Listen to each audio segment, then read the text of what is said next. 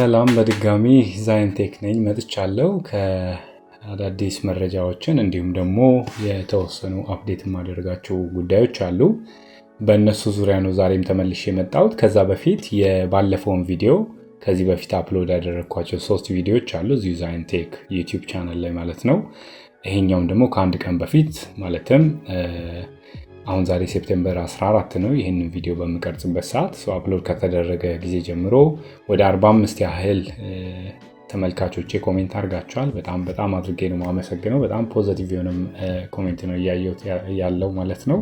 የእናንተንም ጥያቄ ለመመለስ ደግሞ እኔም ሌት ተቀን አፕዴት ለማድረግ እየሰራሁ ነው ያለሁት። ድጋፋችሁ አይለኝ ለማለት ነው። ሼር፣ ሰብስክራይብ ማድረግ እንዳትረሱ። ዛይንቴክ የዩቲዩብ ቻናል በየትኛውም ሰዓት ትክክለኛ ኢንፎርሜሽን ይደርሳቸዋል። ዛሬ ባለፈው የናይሮቢው ኤምባሲ መልስ በሚለው ባዘጋጀሁት ቪዲዮ ላይ ያሉ ኮሜንቶችን እናነሳለን። እነሱ ላይ ደግሞ መመለስ የሚቻሉት አሉ። አንዳንድ ኮሜንቶች አሉ። እነሱን ከአሁኑኑ እየመለስኩ እሄዳለሁ። እንዲሁም ደግሞ በደንብ ሪሰርች አድርጌ የምመለስባቸው ካሉ ደግሞ ለሚቀጥሉ ጊዜያቶች ለሚቀጥሉ ቪዲዮዎች ደግሞ አስቀምጣቸዋለሁ ማለት ነው። የናይሮቢው ኤምባሲ የላከልኝ ኢሜይል እና የጥያቄዎቻችሁ መልስ የሚለው ቪዲዮ ላይ ያሉ ኮሜንቶች አሉ። እነሱን በማቅረብ ነው የሚጀምረው። ከዛ በኋላ ሁለተኛ ርዕስ አለኝ። ዛሬ የማነሳው በጣም የጥንቃቄ መልእክት ነው። እንደሚታወቀው ሮማንያ፣ በተለይ ሮማንያ ላይ ላላችሁ ተመልካቾች የሚጠቅማችሁ ነው። ይሄ በየጊዜው የኢሚግሬሽን ኦፊሰሮች ወይም የኢሚግሬሽን ፖሊስ ቼክ የሚያደርገው አለ። ያ ማለት ኢሌጋሊ ሪሳይድ እያደረገ ያለ ሰው ካለ ኦር የትክክለኛ ወርክ ፐርሚት አለ ወይ፣ አፕዴት የተደረገ ደግሞ የመኖሪያ ፈቃድ አለ ወይ የሚለውን በየጊዜው ሬጉላርሊ ቼክ እንደሚያደርጉ ታውቃላችሁ። ከዚህ በፊትም ቲክቶክ ላይ የጥንቃቄ መልእክት እያልኩ ሰራ ነበር። ይህንን በተመለከተም አንድ ጉዳይ የማነሳው አለ። ከዛ በተጨማሪ የአሳይለም ፕሮሲጀሮችን በማስመልከት የማነሳው ርዕስ አለ። ስለዚህ አብራችሁን ቆዩ።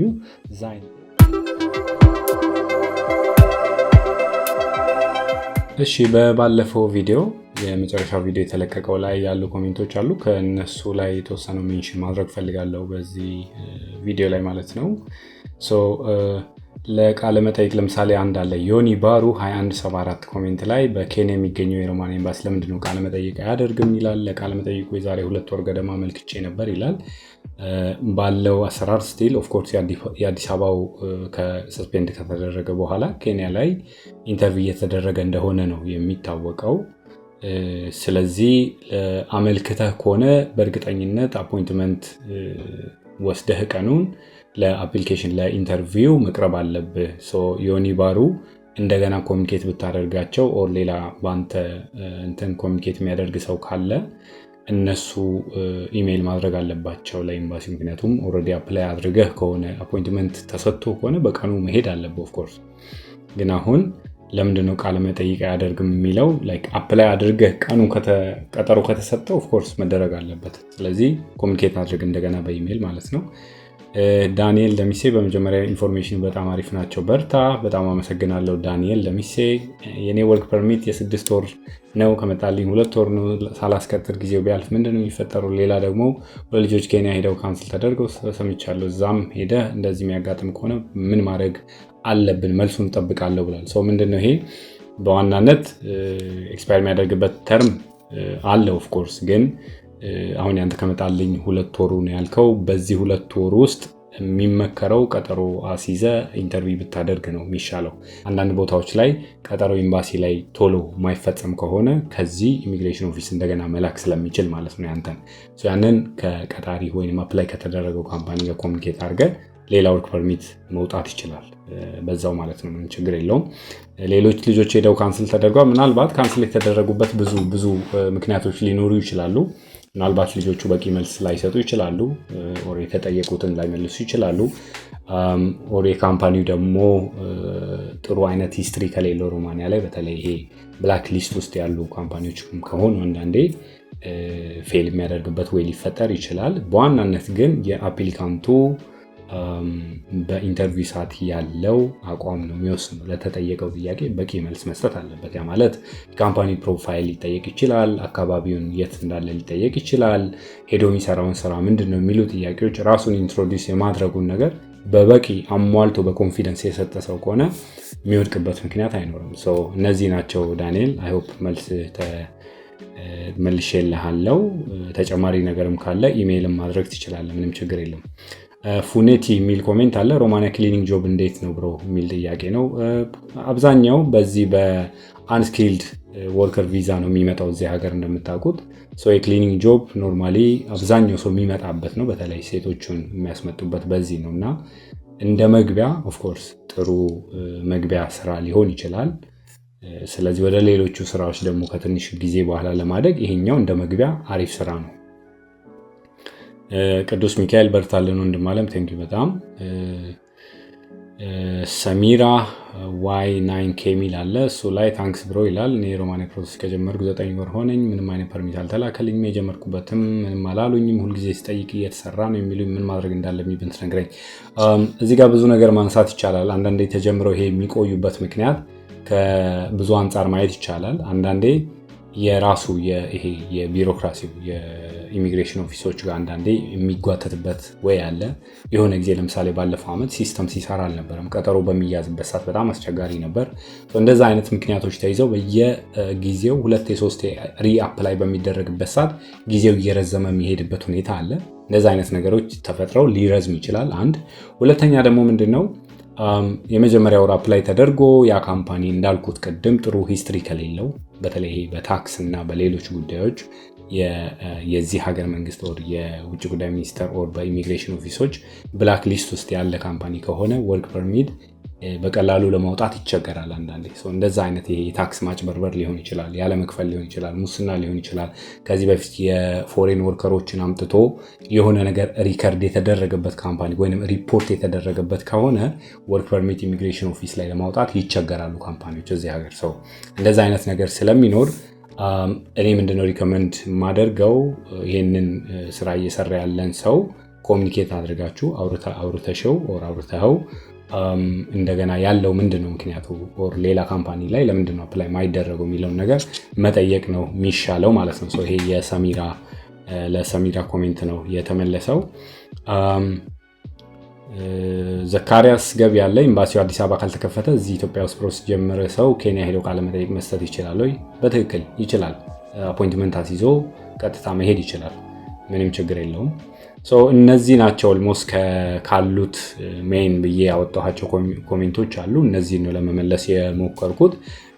ወደሚቀጥለው ርዕስ ሄዳለሁ። በዋናነት ሌላ ጊዜም እያነሳው ቲክቶክ ላይ እንደምሰራው ማለት ነው የጥንቃቄ መልእክት ነው። ሮማንያ ላይ ላላችሁ ይጠቅማቸዋል። በተለይ እንደምታውቁት እዚህ ሀገር ባለፈው በሰራሁት ቪዲዮ ላይ ከ110 ሺህ በላይ የነን ኢሮፒያን ሲቲዝኖች ወይንም የፎሬን ወርከሮች አሉ እዚህ ሀገር። እነሱም ሬጉላርሊ ቼክ ያደርጋል የኢሚግሬሽን ኦፊስ ሌጋሊ ስቴይ እያደረጉ ነው ወይ፣ ምን ያህል ከህጉ ጋር እየሄዱ ነው የሚል ነገር አለ። ባለፈው ጊዜ ወደ ቮሉንታሪ አካባቢ ነበር እንደዛ። እነዚህ ፍተሻዎች ነበሩ፣ ድንገተኛ የሆኑ ቼክ ያደርጋሉ እየሄዱ ማለት ነው። ስለዚህ አፉማት አካባቢም የሆነ ጊዜ ነበር እንደዚሁ፣ ቅርብ ጊዜ 2-3 ወር ሊሆን ይችላል። አሁን ደግሞ የት ነው ዶሮሆ የሚባል ቦቶሻን ወይም ወደ ኢስት በኩል ነው፣ ወደ ኖርት ኢስት ፓርት ነው፣ ወደ ሞሎቫ ፓርት እዛ አካባቢ ያለው ጁዴት ውስጥ እንደዚህ አይነት ቼክ የማድረግ እንትን ተጀምሯል። በዚህ ሴፕቴምበር ላይ ነው የነበረው። ሴፕቴምበር 11 ላይ የነበረው ላይ የኢሚግሬሽን ፖሊስ ኦፊሰሮች ሄደው ኢሌጋል ሬዚደንስን ኮምባት ለማድረግ የሚያነሱት አንዳንዴ ካምፔን አላቸው፣ የሆነ ወቅት አላቸው። አሁን ግን ይሄ መደበኛ ፕሮግራም አውጥተው ነው ቼክ የሚያደርጉት። የውጭ ሰራተኞችን ነው ቼክ የሚያደርጉት። ወደ 3 ካምፓኒዎች ላይ ነው የሄዱት። የኮንስትራክሽን ካምፓኒዎችን ነው ቼክ ያደረጉት፣ የሬስቶራንቶችን፣ የምግብና እንዲሁም ደግሞ ፋብሪካ ነው ሄደው ቼክ ያደረጉት። በዋናነት እሱን ነው ታርጌት አድርገው የሄዱት ማለት ነው። የሆቴልና ሬስቶራንቶችን በደንብ ነው ቼክ የሚያደርጉት። እዛ ውስጥ ሄደው አኮሞዴሽኑን ቼክ ያደርጋሉ። የስራ ሁኔታቸው እንዴት ነው የሚለውም ቼክ ይደረጋል። በዛ ሰዓት ቼክ በሚደረግበት ሰዓት ወደ 20 ሰዎችን አይዴንቲፋይ ያደረጉ የውጭ ሰዎችን ማለት ነው። 6ቱ ከኔፓል እንደሆኑ 2 ደግሞ እንዲሁም 2 ወንድና 2 ሴቶችም ከናይጄሪያ እንደሆኑ ነው እዚህ ጋር መረጃው የሚያሳየው። እንዲሁም ደግሞ ወደ 10 የሚሆኑ ዜጎች ደግሞ ሮማኒያውያን ዜጎች እንደሆኑ ነው። ቼክ ተደረገ። ምንም አይነት ኢሌጋል የሆነ ስቴይ እየቆየ ያለ ሰው ወይንም ከህጉ ጋር ቫዮሌት ያደረገ ሰው ስለሌለ አይተው ቼክ አድርገው እንደመለሱ ነው የሚያሳየው። እዚህ ስክሪኑ ላይ ያስቀምጥላችኋለሁ ቼክ በሚያደርጉበት ሰዓት የነበረው ማለት ነው። እነዚህ አይነት አክሽኖች ደግሞ ኮንቲኒው እንደሚያደርጉ በሚቀጥሉ ጊዜያት ላይ እንደሚቀጥሉ የሚል መረጃ አንድ ላይ ነው የወጣው። ስለዚህ በየጊዜው ቼክ ያደርጋሉ። ያሽ ለምሳሌ ቡካሬስት ላይ፣ ቲምሽዋራ ላይ፣ ኦራዲያ ላይ፣ ክሉዥ ላይ እንዲሁም ደግሞ ወደ አርጄሽ እንደዚህ ጁዴት የሚሉ ወይንም ዞኖች ላይ በየጊዜው ቼክ ያደርጋሉ። ወረቀታችሁን ወይንም የተሰጣችሁን ፐርሚት ስቴሽነሪ በየጊዜው አፕዴት መደረጉ እንዳትረሱ። አኮሞዴሽናችሁን ላይ ያለውን ነገር ቼክ አድርጉ። በየጊዜው ውጭ በምትወጡበት ሰዓት ደግሞ አይዲያችሁን ይዛችሁ ውጡ። በየትኛውም ሰዓት አይዴንቲፋይ ልትደረጉ ልትጠየቁ ትችላላችሁ። ስለዚህ ያንን ለማድረግ ጥንቃቄ ያስፈልጋል ማለት ነው። ይሄ ነው አንዱ መረጃ። ሌላኛው ርዕሴ ደግሞ አለ የአሳይለምን በተመለከተ ነው በዋናነት። እስቲ የአሳይለምን ፕሮሲጀር ዲስክሪፕሽኖችን አጠር አድርጌ ለማቅረብ ሞክራለሁ በዚህ ቪዲዮ አንድ ላይ። በሚቀጥሉ ጊዜያቶች በደንብ ዲቴይሎችን ይዤ መምጣት እችላለሁ። አሁን ላይ ግን ሁለት አይነት የአሳይለም ፕሮሲጀሮች አሉ፣ ወይንም የአሳይለም አፕሊኬሽኖች ሪዞልቭ የሚደረጉበት ወይ በሁለት አይነት መንገድ ነው እዚህ ሀገር። ከሮማኒያው አንጻር ነው እያልኩ ያለሁት። የዩሮፒያን ዩኒየን እና እነዚህ የደብሊን ሬጉሌሽኖች እንዳሉ ሆነው ግን እዚህ ሀገር ባለው ሁኔታ እንዴት ነው የሚለው ነው። ሪዞልቭ የሚደረጉበት ወይ ኦርዲነሪ ፕሮሲጀር እና አክሰለሬትድ የሆነ ፕሮሲጀር አለ ይባላል። እንደየኬዙ ነው። ኦርዲነሪው ኖርማሊ ባለው ፕሮሲጀር ነው። ደግሞ በጣም አፈጣጥኖ አንድን ነገር ጨራርሰው ወዲያው ሰውን ዲፖርት የማድረግ አይነት አካሄድም ላይ ውሳኔ ለመድረስ የሚወስዱት መንገድ አለ። በጣም ብዙ ኤክስፒሪየንስ የተደረገ አለ። በዚህ ባለፈው ዓመት አራድ የሚባል ካውንቲ ላይ በጣም ብዙ ኢትዮጵያውያን እንደነበሩ ይታወቃል። 2024 ላይ የነበረውን ሁኔታ እናውቃለን። ከአራድ ብዙ ልጆች ደግሞ ወደ ቡካሬስትም ወደ ኦቶፔን እንደተወሰዱ ይታወቃል። ከዛም ወደ አገር ቤት እንደተመለሱ ይታወቃል። እንደዚህ አይነት ነገሮች አሉ። ምንድን ነው ፕሮሲጀሩ? አጠር አድርጌ ነው ለማቅረብ የምፈልገው እዚህ ጋር። በአሳይለም ፕሮሲጀር ጊዜ አንድ የአሳይለም ሲከር ምን አይነት መብት አለው? በሮማኒያ ቴሪተሪ ውስጥ ወይንም ሀገሪቷ ውስጥ የመቆየት መብት አለው። ኦፍኮርስ ወደ አሳይለም ፕሮሲጀር አንድ ሰው ከገባ የመቆየት መብት አለው። አንዴ ከተያዘ ጉዳዩ በህግ በዚህ በአሳይለም ፕሮሲጀር ውስጥ ካለ የመቆየት መብት አለው። ቆይቶ ነው እየተከታተለ ጉዳዩን ይዞት መሄድ የሚችለው ማለት ነው። ስለዚህ ኦርዲናሪ ፕሮሲጀሩ ምንድነው? በአድሚኒስትሬቲቭ ስቴጁ የመጀመሪያው አሎኬሽን ኦፍ ሪዞሉሽን ኦፍ ቱ ዲሲሽን ኦፊሰር ይላል። ኢንተርቪው አፕሊካንቱን ኢንተርቪው ማድረግ አለ። ከዛ በኋላ ደግሞ አናላይዚንግ ማድረግ፣ ይሄ ሪዝኖችን አናላይዝ ማድረግ አለ ይላል።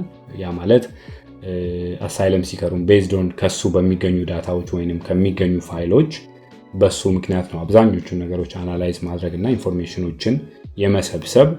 ያ ማለት ከካውንትሪ ኦፍ ኦሪጂኑንም ቼክ ማድረግ ይፈልጋሉ። ለምሳሌ አንድ ሰው በዚህ ምክንያት ሀገሬ መመለስ አልፈልግም፣ ኦር ፈራለሁ፣ ኦር ቤተሰቤ ሌሎች ነገሮችን ሊያነሳ ይችላል። ግን ያንን ነገር ራሱ አንድ ቲም አለ እዚህ የኢሚግሬሽን ኦፊስ ውስጥ ይህንን የሚያጠና ማለት ነው።